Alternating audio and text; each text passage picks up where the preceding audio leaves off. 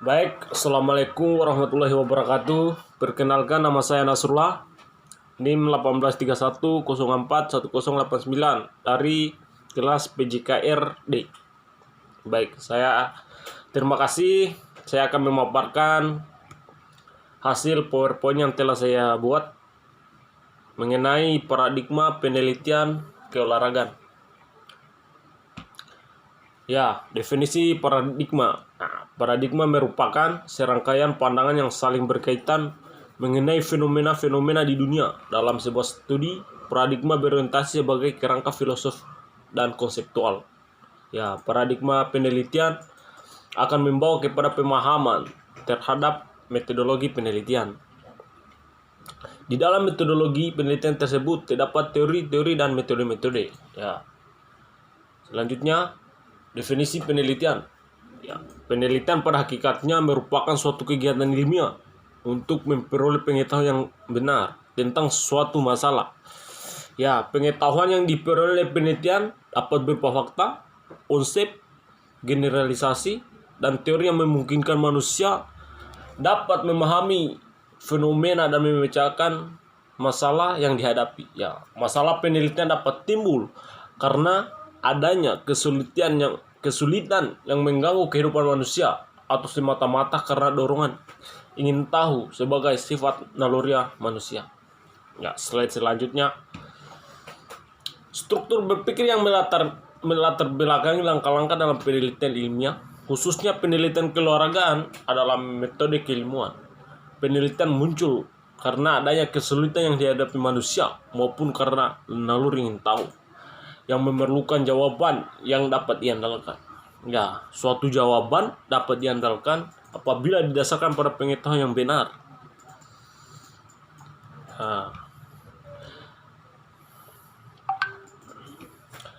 Cara memperoleh pengetahuan. Ya, seorang dapat memperoleh pengetahuan dengan menggunakan beberapa cara.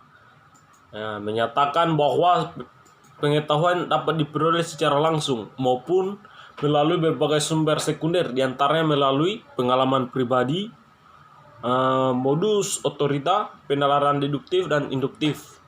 Berikut ini dapat disajikan beberapa cara memperoleh pengetahuan berupa pengalaman pribadi, penalaran deduktif dan induktif. Yang pertama, pengalaman pribadi. Ya, pengalaman pribadi ini ya.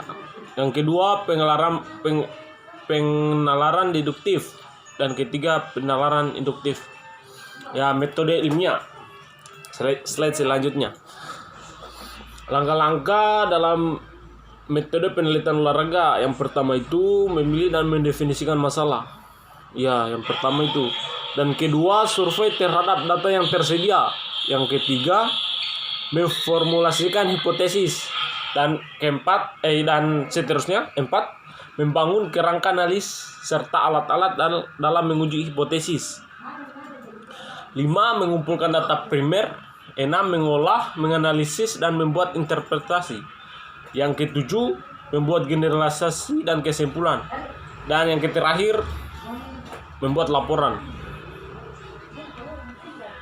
Ya.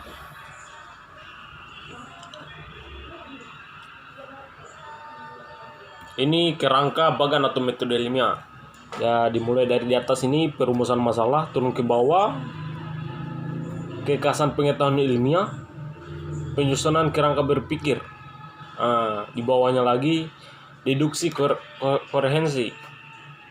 Dalam penyusunan kerangka berpikir ini turun menjadi perumusan hipotesis, dan dia dibagi menjadi induksi dan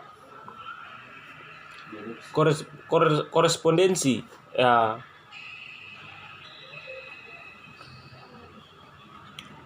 Lanjut turun ke bawah, pengujian hipotesis. Apakah dia ditolak atau dia diterima? Ya.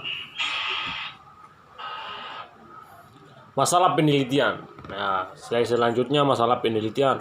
Masalah merupakan kesenjangan antara harapan dan kenyataan, atau kesenjangan antara teori dan praktik yang memerlukan jawaban. Penjelasan atau pemecahan kenyataan bahwa tidak semua mahasiswa menunjukkan hasil belajar yang memuaskan seperti yang diharapkan adalah masalah. Tidak semua mahasiswa lulus mata kuliah dalam tiap semester seperti yang diharapkan. merupakan sebuah masalah.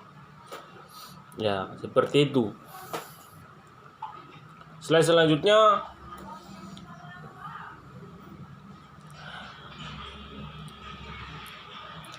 tiga persyaratan penting dalam mengadakan kegiatan penelitian, yaitu sistematis.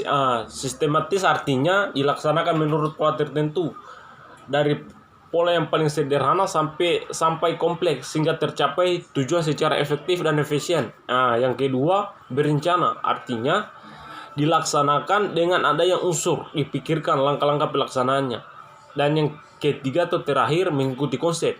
Artinya mulai awal sampai akhir kegiatan penelitian mengikuti cara-cara yang sudah ditentukan, yaitu prinsip yang digunakan untuk memperoleh ilmu pengetahuan.